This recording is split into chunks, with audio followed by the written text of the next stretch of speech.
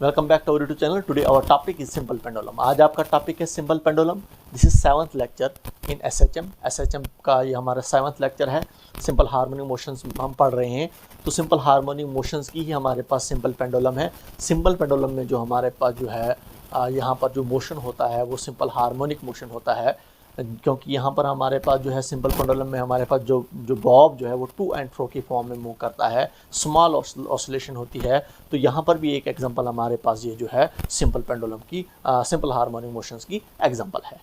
तो यहाँ पर जब हम इसको एक्सप्लेन करेंगे सिंपल पेंडुलम में, यहाँ पर हम एक एक्सप्रेशंस भी ड्राइव करेंगे time period of simple pendulum, तो वो भी हम यहाँ पर फाइंड आउट करेंगे। तो देखेंगे हम किस तरीके से यहाँ पर एक्सप्लेनेशन है क्या है। सबसे पहले हम सिंपल पेंडुलम को देखेंगे, सिंपल पेंडुलम क्या होता है।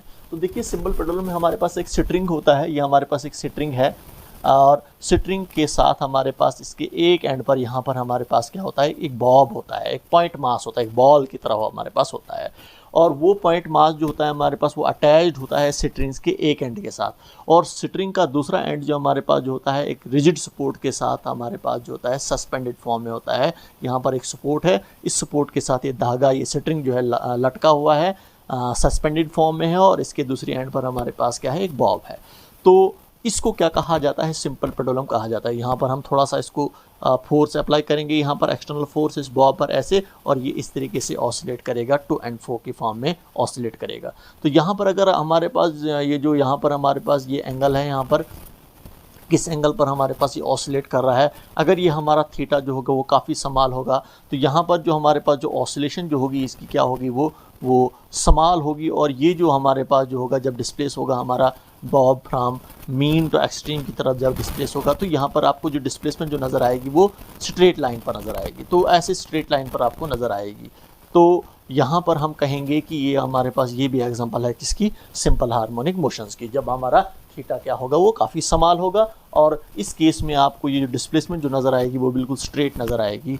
ऐसे तो आपको ये आर्क की शेप नज़र आ रही है, लेकिन जब आपका थीटा जो होगा वो काफ़ी स्मॉल होगा उस टाइम आपको ये डिस्प्लेसमेंट स्ट्रेट नज़र आएगी। तो ये अभी मैंने कहा सिंपल पेंडुलम ऐसा होता है, तो वही यहाँ पर लिखा है मैंने, a simple pendulum consist of heavy point mass. Heavy point mass होता है यहाँ पर suspended bye a weightless and perfectly flexible string from a rigid support. तो ये एक स्ट्रिंग होता है हमारे पास, एक वेटलेस स्ट्रिंग होती है, परफेक्टली फ्लेक्सिबल होती है फ्रॉम अ रिजिड सपोर्ट, जो रिजिड सपोर्ट के साथ हमारे पास सस्पेंडेड फॉर्म में होती है, about which it is free to oscillate. जिस स्ट्रिंग जिसके हमारे पास जिसके अबाउट ये हमारे पास क्या करती है, ऑसिलेट करती है। तो देखिए जब भी हमारे पास, अब हमने यहाँ पर, अब ये हमारा सिंपल पेंडुलम है, तो जब ये हमारे पास सिंपल पेंडुलम ऑसिलेट करेगा, मीन, ये हमारे पास क्या है, ये कौन सी है, मीन पोजीशन है। तो मीन पोजीशन से ही हम पार्टिकल की डिस्प्लेसमेंट को मेजर करते हैं। जब पार्टिकल मीन से एक्सट्रीम की तरफ जाएगा तो पी पॉइंट हमारे पास क्या है, एक्सट्रीम पोजीशन है। फिर हमारे पास पार्टिकल एक्सट्रीम से वापस आ जाएगा मीन पर, और on either side of the mean position पर जाएगा, वहाँ से फिर वापस आ जाएगा मीन पोजीशन पर।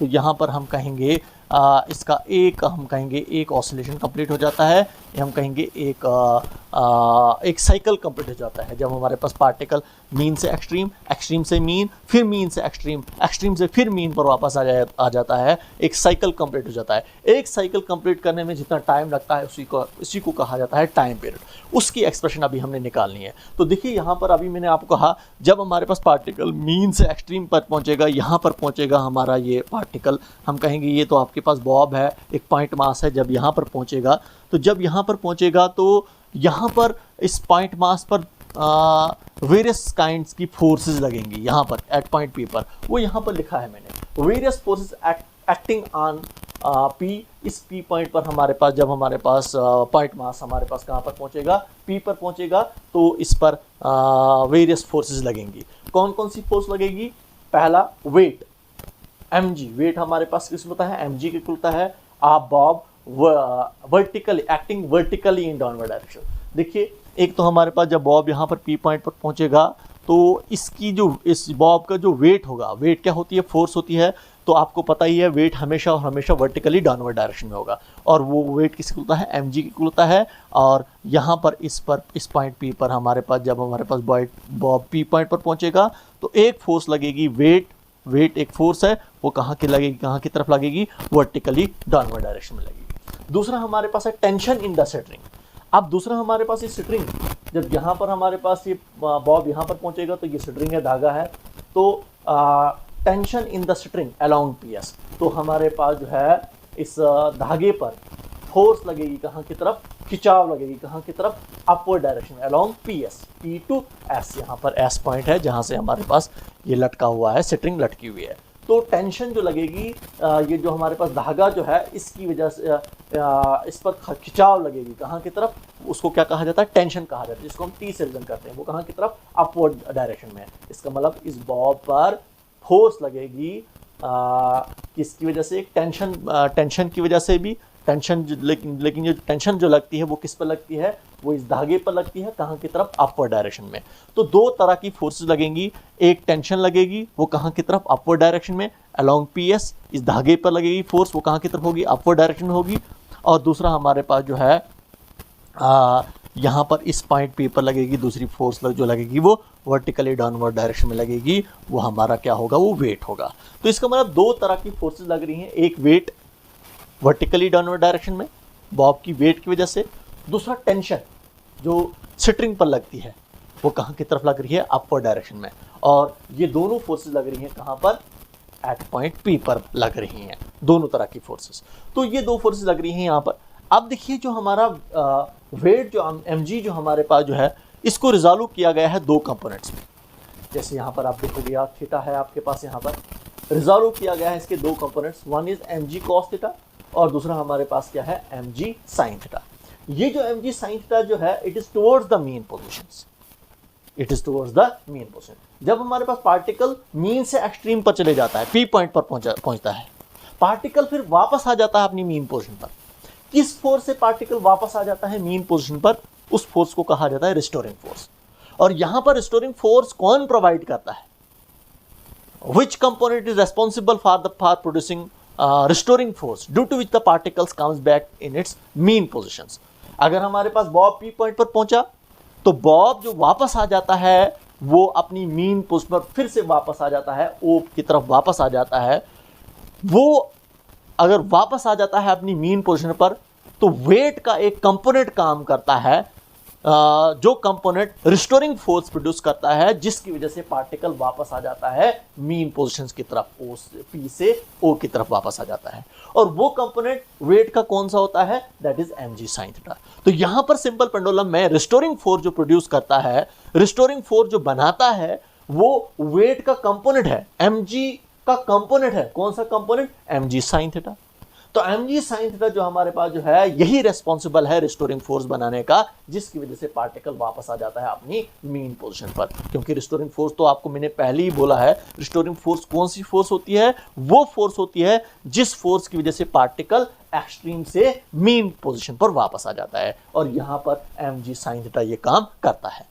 तो ये mg sin थीटा जो है हमारे पास क्या है, ये रेस्पॉन्सिबल है रिस्टोरिंग फोर्स प्रोड्यूस करने के लिए। इसका मतलब रिस्टोरिंग फोर्स अगर हम यहाँ पर बात करेंगे, रिस्टोरिंग फोर्स हमारे पास किसके इक्वल होगी, रिस्टोरिंग फोर्स हमारे पास जो है यहाँ पर F is equal to minus mg sin theta के इक्वल होगा। ये नेगेटिव साइन रिप्रेजेंट करता है because this restoring force is towards the mean positions. तो इसका मतलब यहां पर रिस्टोरिंग फोर्स कौन प्रोड्यूस कर रहा है, mg sin थीटा। अब अगर आपको बोला जाएगा mg cos थीटा कहां गया, देखिए mg cos थीटा और tension both are equal and opposite in directions. Tension upward direction में है और mg cos theta downward direction में है। एक ही लाइन पर हैं और दोनों का मैग्नीट्यूड इक्वल है और अपोजिट इन डायरेक्शन में है, एक ऊपर के लिए है और दूसरा नीचे के लिए। दोनों फोर्सेस हैं, टेंशन भी फोर्स ही होती है, तो दोनों एक ऊपर के लिए है, एक नीचे के लिए है। mg cos थीटा टेंशन को कैंसिल आउट करेगा। तो इसका मतलब टेंशन और mg cos theta cancel out हो जाएगा और फिर हमारे पास सिर्फ mg sin थीटा रहता है। ये प्रोड्यूस करता है रिस्टोरिंग फोर्स को, जिसकी वजह से पार्टिकल वापस आ जाता है अपनी मीन पोजीशन पर, O पोजीशन पर वापस आ जाता है। तो ये अभी मैंने कहा कि हमारे पास ये रिस्टोरिंग फोर्स है, ये इसके इक्वल होता है माइनस mg sin थीटा के इक्वल होता है। आप देखिए हमारे पास माइनस mg, देखिए ये sin थीटा जो हमारे पास है, यहाँ पर हमारे पास मैथ में अगर हमारा ये थीटा जो होता है, अगर ये आपका थीटा जो होता है ये काफ़ी स्मॉल होता है, if it is very small, तो मैथ्स में हमारे पास इस साइन थीटा जो होता है that is approximately equal to theta if theta is very small. अगर थीटा हमारा काफी स्मॉल होगा तो फिर हम साइन थीटा की जगह पर हम थीटा लिख सकते हैं, क्योंकि ये मैथ्स का हमारे पास कंसेप्ट है if theta is very small. क्योंकि अगर थीटा आपका स्मॉल होता है तभी जाकर आपका एसएचएम बनता है, सिंपल हार्मोनिक मोशन बनता है, क्योंकि हमारा तभी जाकर यहाँ पर ऑसिलेशन स्मॉल होगी और पार्टिकल एक स्ट्रेट लाइन पर मूव करेगा, ऐसे ऐसे मूव करेगा, टू एंड फ्रो की फॉर्म में मूव करेगा, और जिस मोशन को क्या कहा जाता है, सिंपल हार्मोनिक मोशन कहा जाता है। इसीलिए यहाँ पर थीटा की जगह, साइन थीटा की जगह पर मैं थीटा पुट करूंगा मैं। तो F is equal to minus M G ऐसे ही रहेगा। अब थीटा है आपके पास, थीटा किसके इक्वल होगा, ये थीटा किसके इक्वल होगा। देखिए ये आर्क हमारे पास यहाँ पर देखो, ये आर्क जैसी बन रही है, ये आपके पास क्या है, एल है।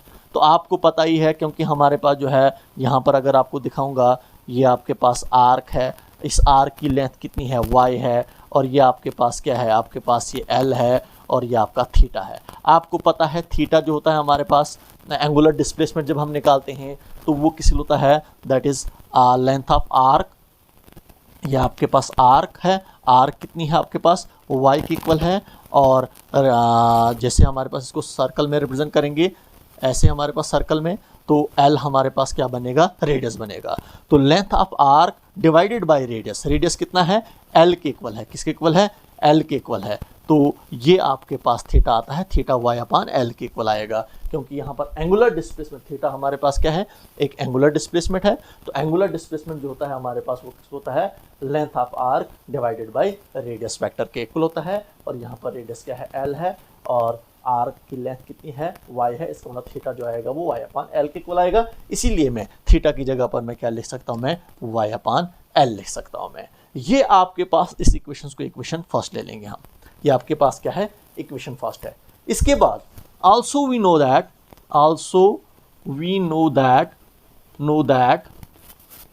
in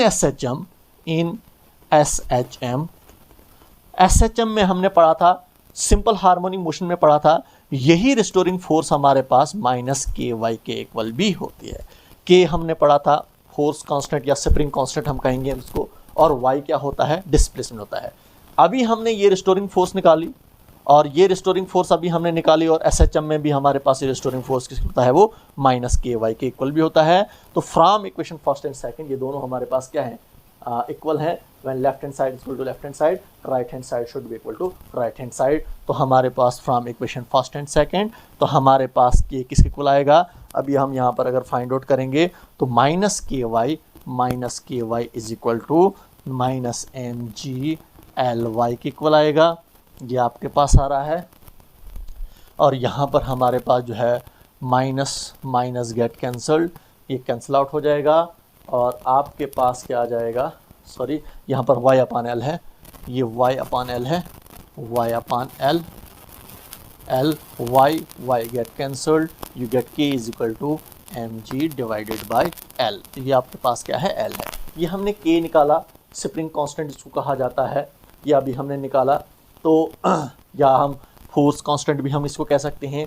ये k की वैल्यू निकाली हमने, तो देखिए हमें ऑलरेडी पता है, ऑल्सो हमें पता है कि time period in simple pendulum वो किस पर डिपेंड करता है, टाइम पीरियड जो है वो डिपेंड करता है 2 pi under root of m upon k पर डिपेंड करता है।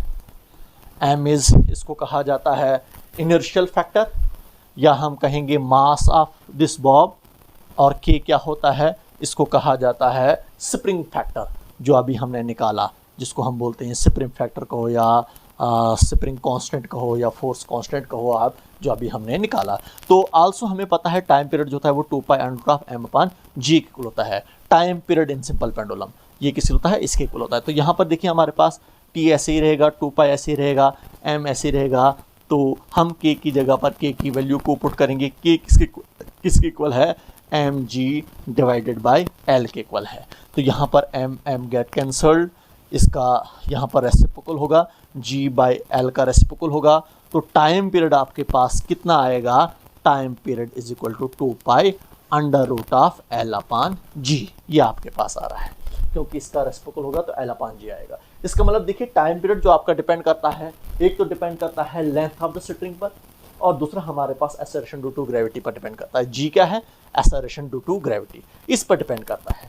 हमारे पास टाइम पीरियड जो है यहाँ पर डिपेंड नहीं करता है एम्पलीट्यूड ऑफ वेव के एम्पलीट्यूड पर भी नहीं डिपेंड करता है, न कि हम और न हमारे पास ये जो हमारे पास जो है ये हमारे पास time period mass of bob, इस बॉब के मास पर भी हमारे पास ये टाइम पीरियड डिपेंड नहीं करता है। तो ये हम अभी हमने जो निकाला, ये अभी हमने फाइंड आउट किया, this is the time period of simple pendulum. कितना टाइम लगता है सिंपल पेंडुलम को एक ऑसिलेशन कंप्लीट करने में।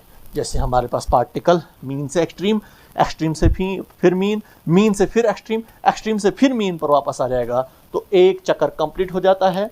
तो एक चक्कर कंप्लीट करने में जितना टाइम लगता है वो अभी हमने निकाला T=2π√LG केवल होता है। अगर हमें सिर्फ और सिर्फ ये स्ट्रिंग की लेंथ पता होनी चाहिए, हम उसका टाइम पीरियड भी निकाल सकते हैं। Okay, goodbye, thank you.